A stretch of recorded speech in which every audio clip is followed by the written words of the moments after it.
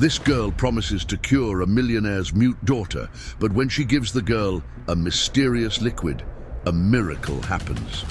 Comment and give my story a rating from 0 to 10. Your opinion is very important, and subscribe to my channel to support my work. I'm counting on your help. The screams slice through the humid afternoon air like a blade, echoing through the cobblestone streets of Savannah, Georgia, at precisely 3 o'clock. 52-year-old widower Franklin Ashford nearly spilled his coffee as he stepped away from the window of his luxury condo. It was always at the same time, always with the same desperate intensity. For the past 3 weeks, the sound had been coming from the old Victorian house across the street, a faded yellow 2-story building with peeling blue window frames that starkly contrasted with the sleek elegance of his modern high-rise. "Probably just a kid throwing a tantrum," he muttered to himself, adjusting his tie before returning to his work. As the owner of one of the largest construction firms in the region, he was used to solving complex problems, but he preferred to stay out of other people's dramas, especially after 5 years of living alone. Ever since he lost his wife on a rainy night, he preferred not to remember. His fortune had grown exponentially in recent years through shrewd investments in the stock market, but all the money in the world couldn't fill the void she had left. Across the street, inside the Victorian house, 4-year-old Clementine huddled in the corner of the kitchen, her young years insufficient to understand why her aunt hated her so much. 38-year-old Deirdre gripped a metal spoon that she had heated on the gas stove, her eyes bloodshot from the bourbon she had been drinking since noon, fixed on the trembling little girl.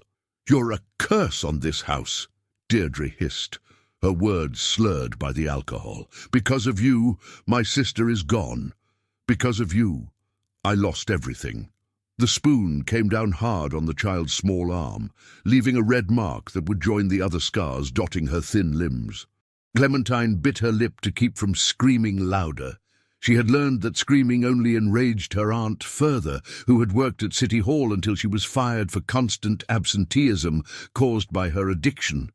The child closed her eyes and tried to remember her mother's soft voice singing her lullaby before bedtime.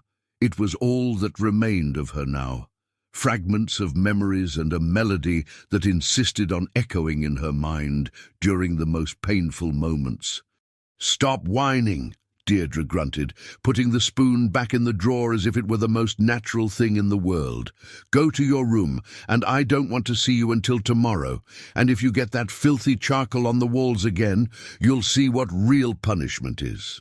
Clementine ran to the small room at the back of the house, a stifling space with an old bed and a crucifix on the wall.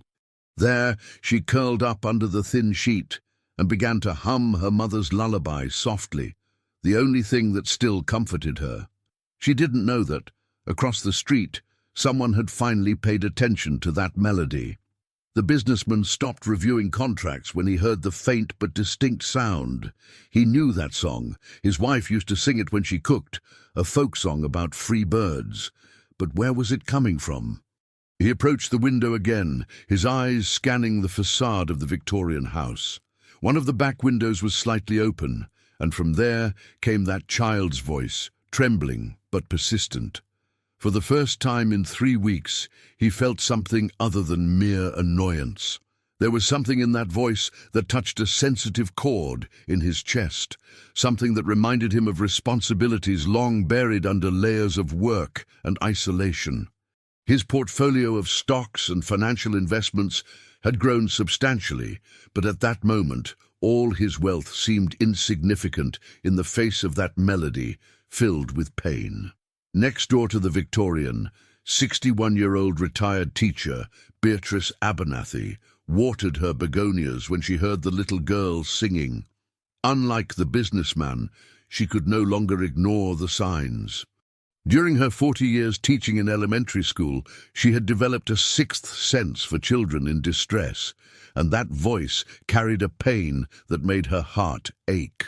How strange, she thought, observing the windows of the neighboring house, a family she had known for decades. The aunt had always been troubled, but since she took custody of her orphaned niece, something had changed in the atmosphere of that house. The girl never played in the yard, never ran through the streets like the other children in Savannah. The teacher dried her hands on her apron and made a decision. The following morning, she would pay a courtesy visit to her neighbor. It had been a long time since she had properly spoken with the woman, and perhaps it was time to get to know the little child better. Meanwhile, the millionaire remained at the window, an uncomfortable feeling growing in his chest. The song had stopped, but something in those few minutes had awakened memories that he preferred to keep dormant. Memories of a former employee who had abruptly resigned 5 years ago, a few months before the accident. She was a gentlewoman, always humming while organizing the construction company's files. Then, suddenly, she had simply disappeared from his life, leaving only a formal resignation letter and many unanswered questions. He had never thought about her again until he heard that familiar song echoing from a house where a child seemed to suffer in silence. The sun began to set over the mountains as the girl finally fell asleep, exhausted by pain and fear. Her small fingers gripped the sheet, and in her dreams she flew like the birds she secretly drew on the kitchen walls with pieces of charcoal found in the yard. Across the street, the businessman closed the curtains and tried to return to work, but he couldn't concentrate. Something had changed that afternoon, something that he didn't yet fully understand. For the first time in years, he felt that perhaps it was time to pay attention to what was happening beyond his own windows. His investments in cryptocurrency and other financial assets would continue to accrue interest, but no profit could erase the echo of that child's voice that now haunted his thoughts. The following morning brought with it the aroma of fresh bread from the local bakeries and the typical hustle and bustle of Savannah, awakening for another day.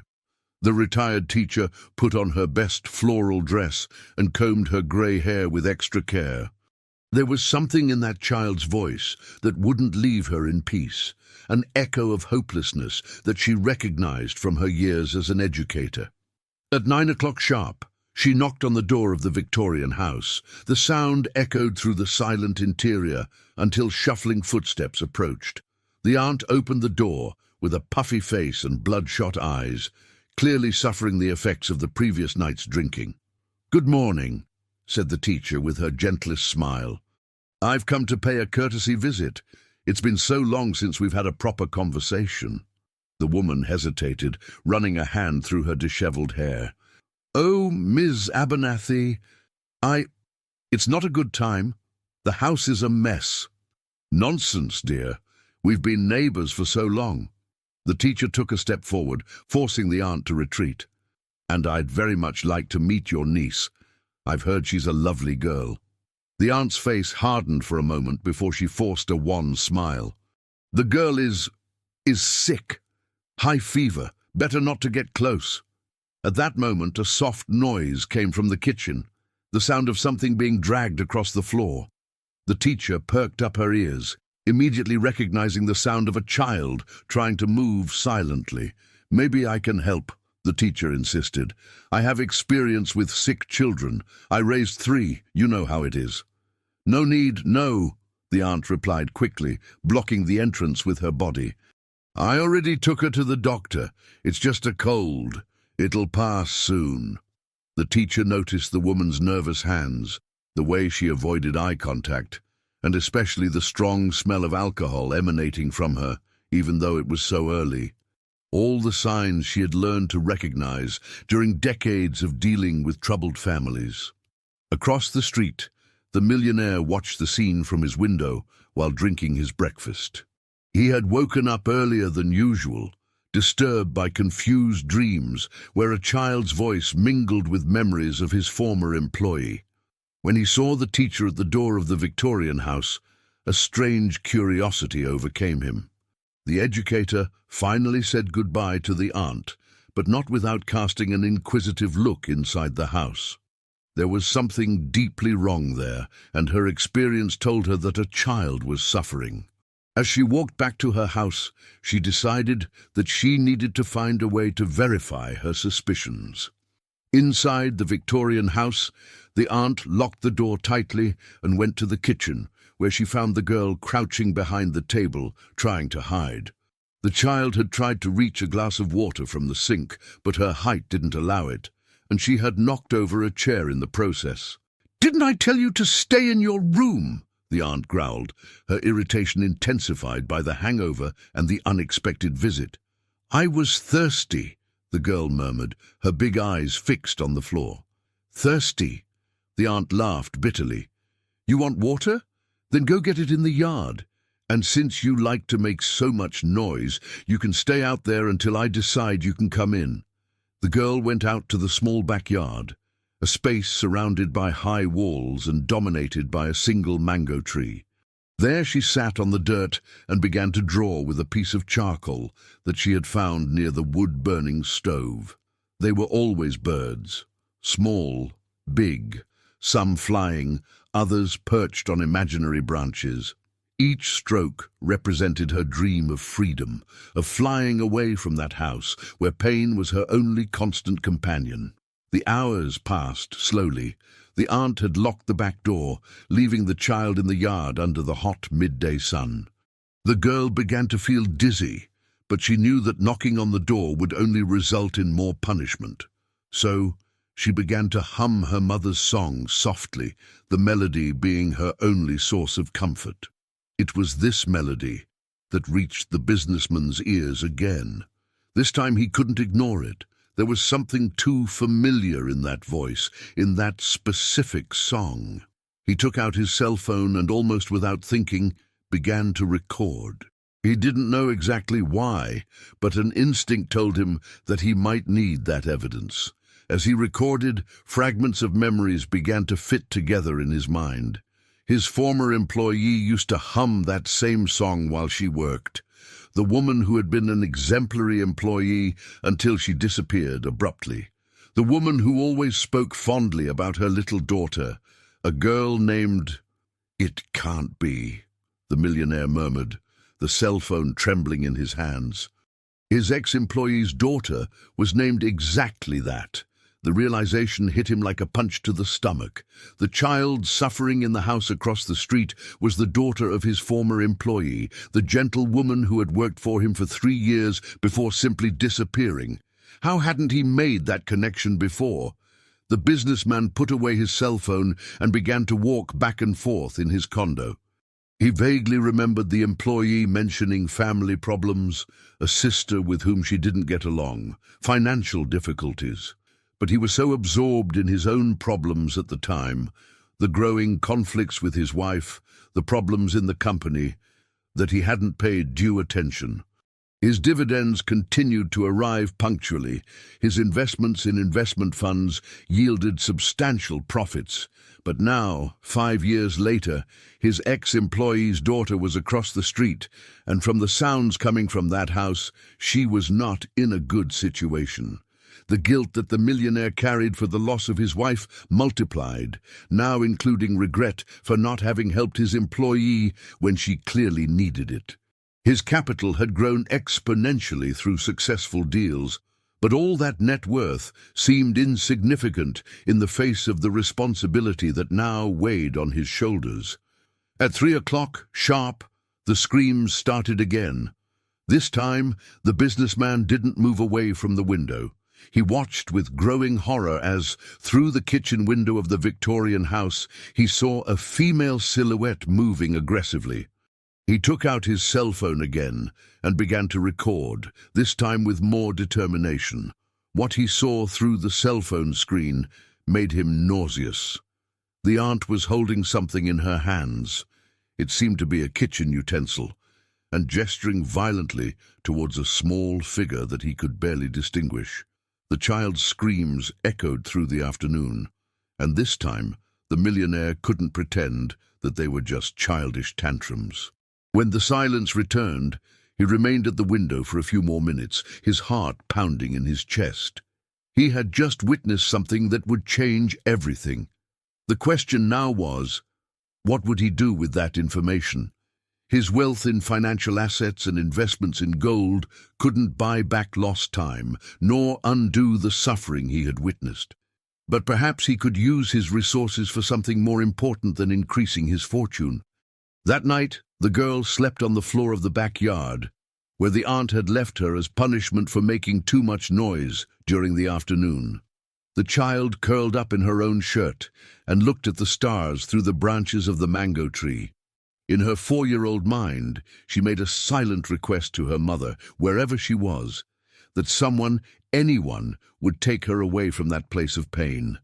Across the street, the millionaire couldn't sleep, tormented by the certainty that he needed to act, but paralyzed by the same emotional inertia that had consumed him since his wife's passing.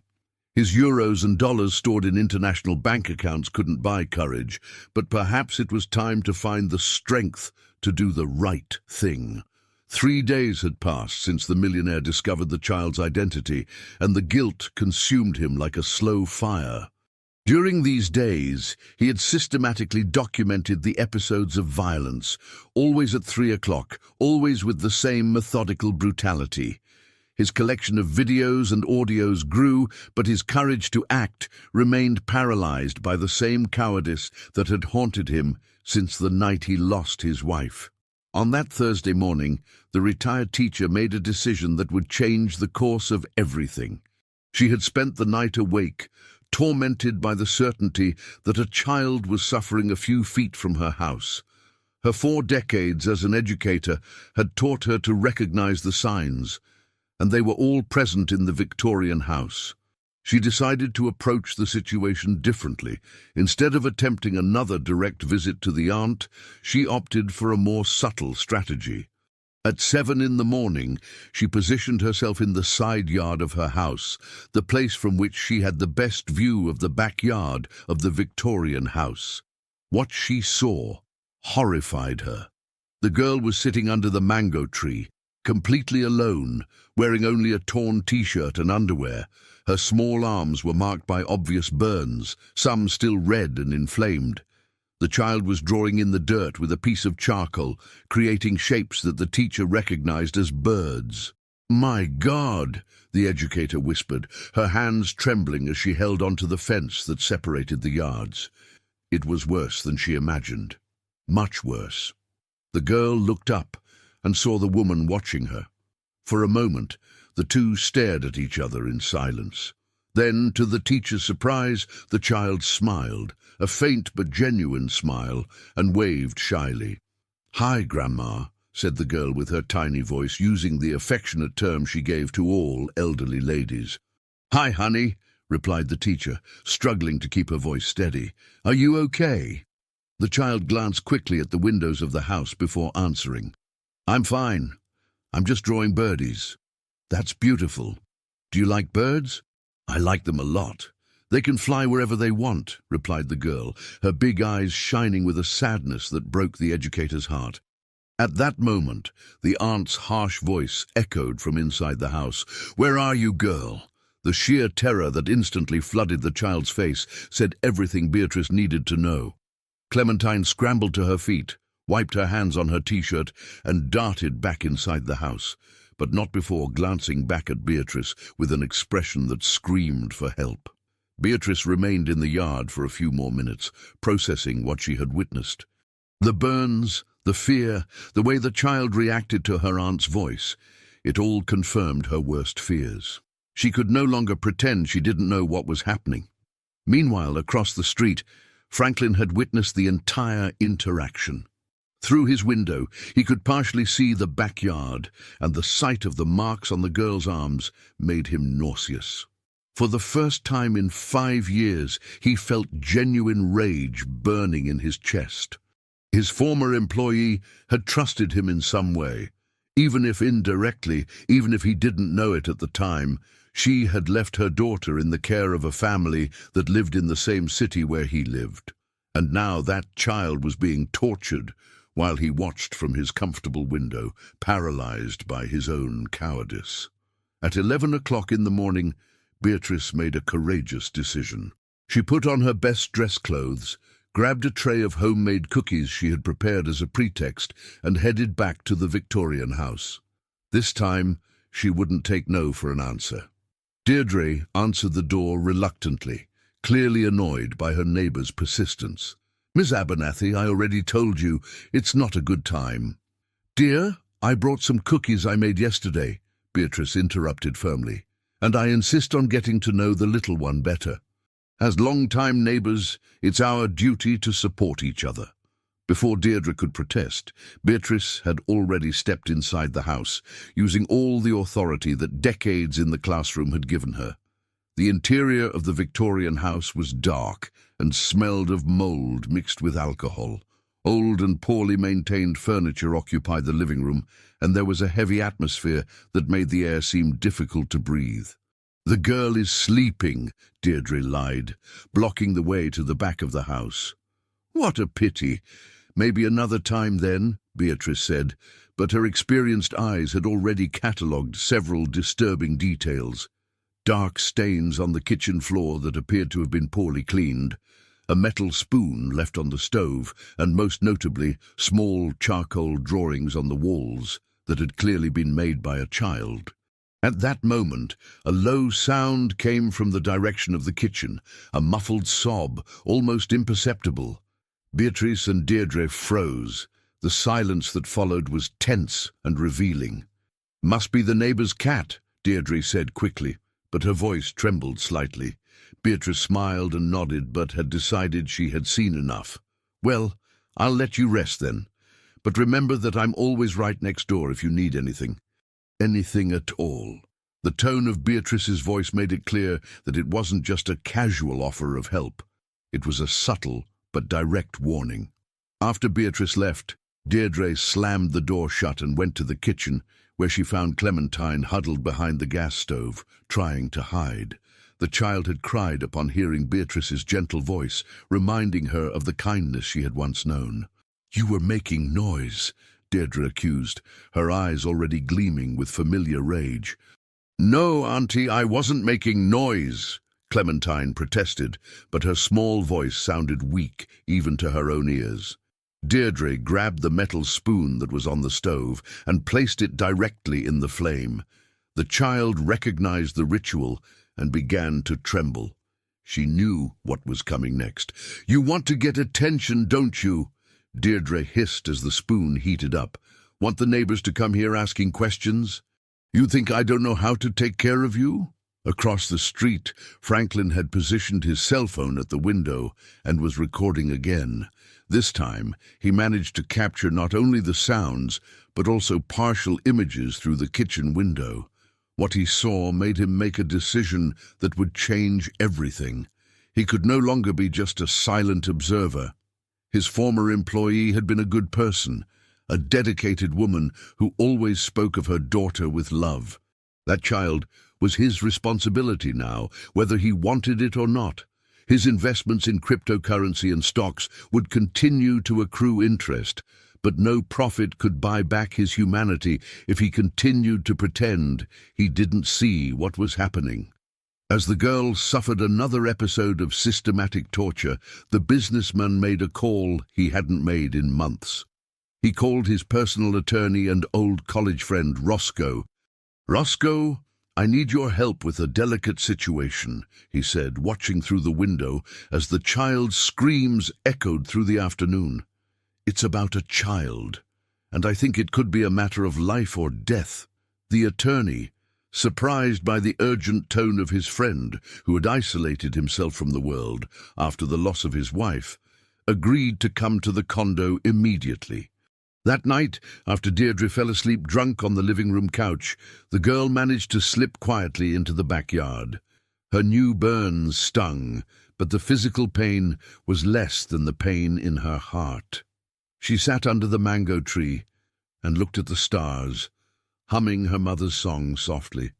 What she didn't know was that, for the first time in months, someone was truly paying attention to her suffering, and that, in the coming days, her life would change in ways she couldn't even imagine.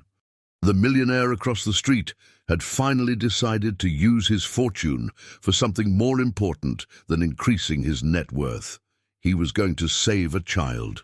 Roscoe arrived at Franklin's condo on Friday morning with a grave expression on his face.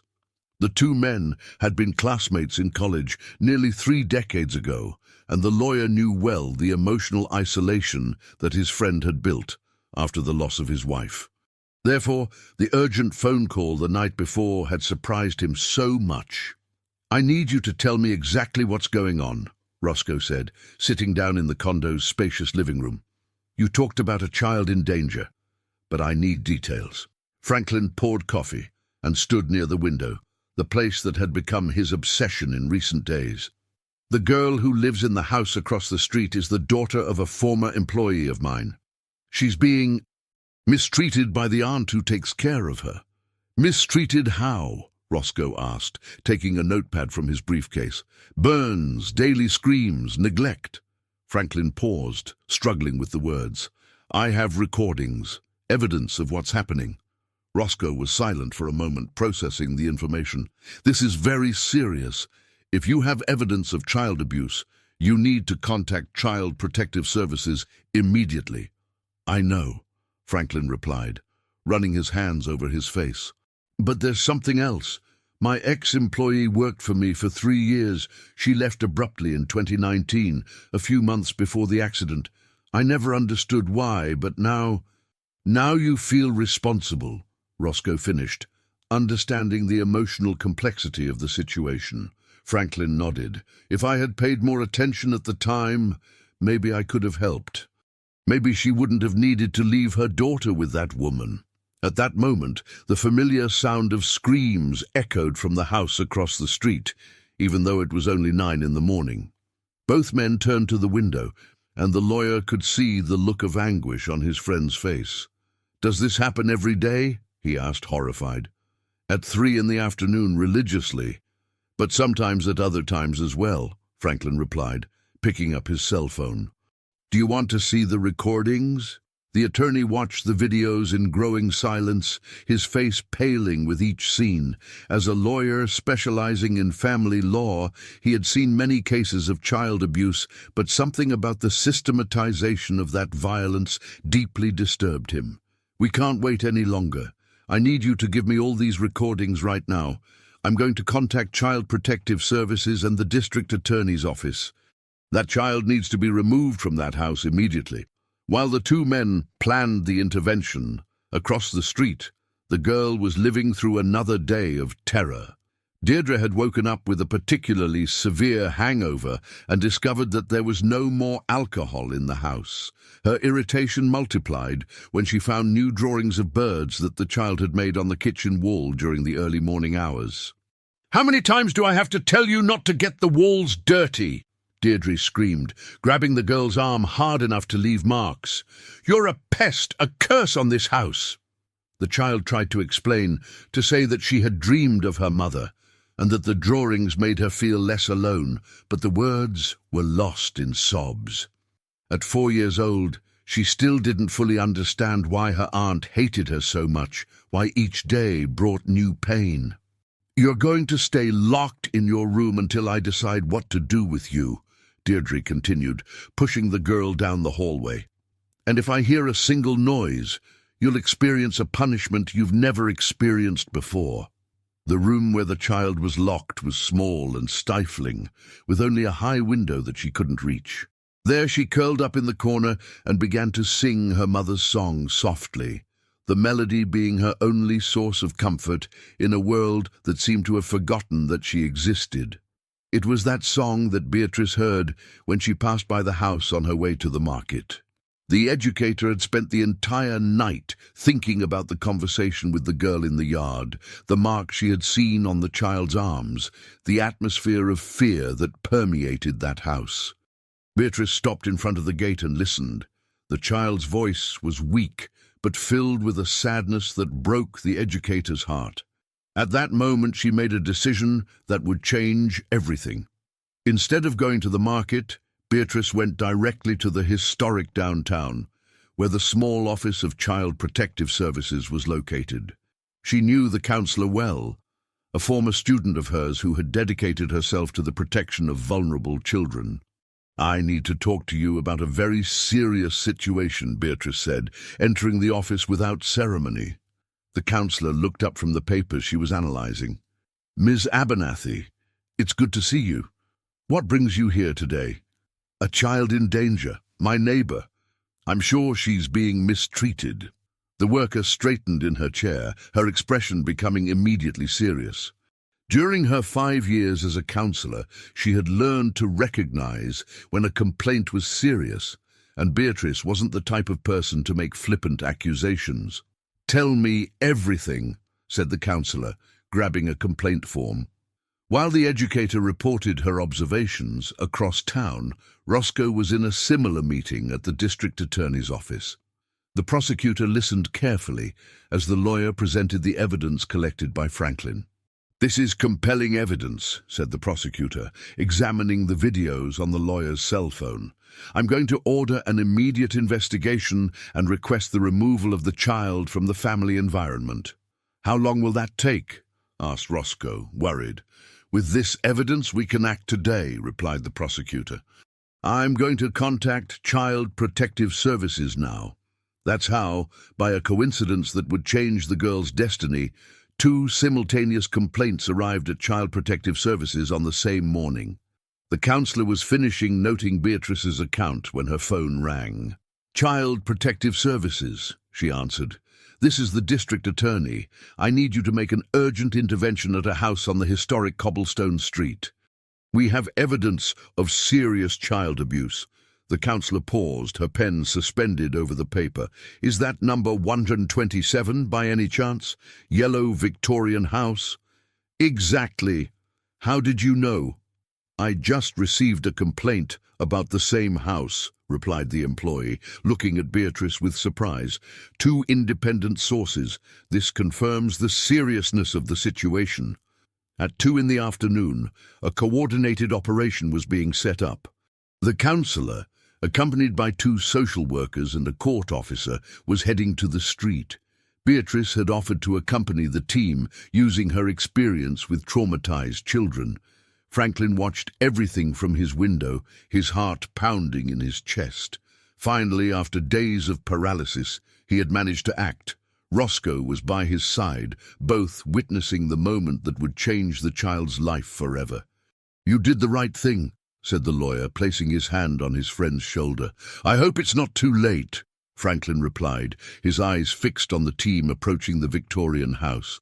At the house, Deirdre had gone out to buy alcohol at the local bar, leaving the girl locked in the stifling room. The child continued to sing softly, unaware that her life was about to change radically. When the counsellor knocked on the door of the Victorian house and received no answer, she used her legal authority to enter the property. What they found inside surpassed even their worst expectations.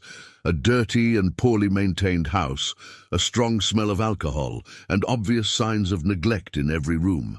It was Beatrice who first heard the faint voice coming from the room at the back. "Someone's here," she said, guiding the team down the hallway.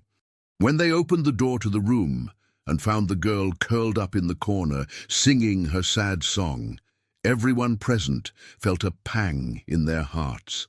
The child raised her big, frightened eyes, not understanding who these people were or what they wanted from her.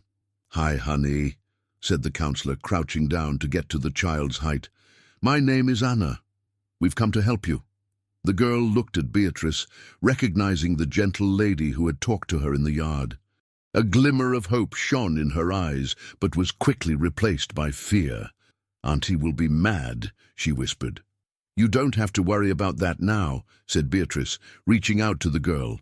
"We're going to get out of here, okay?" Across the street, Franklin watched through his window as the child was taken out of the house. His financial investments and his wealth in diverse assets had given him the power to act, but it was his rediscovered humanity that finally moved him to make a difference. And so, after 8 months of silent suffering, the girl was finally removed from the house, where she had known only pain and fear, beginning a journey that would lead her back to the light she had lost when her parents departed from this world. If you enjoyed this video, please subscribe to my channel. I promise to bring videos every day that will make your life happier. Comment what you thought of my story, giving a rating from 0 to 10, and thank you very much.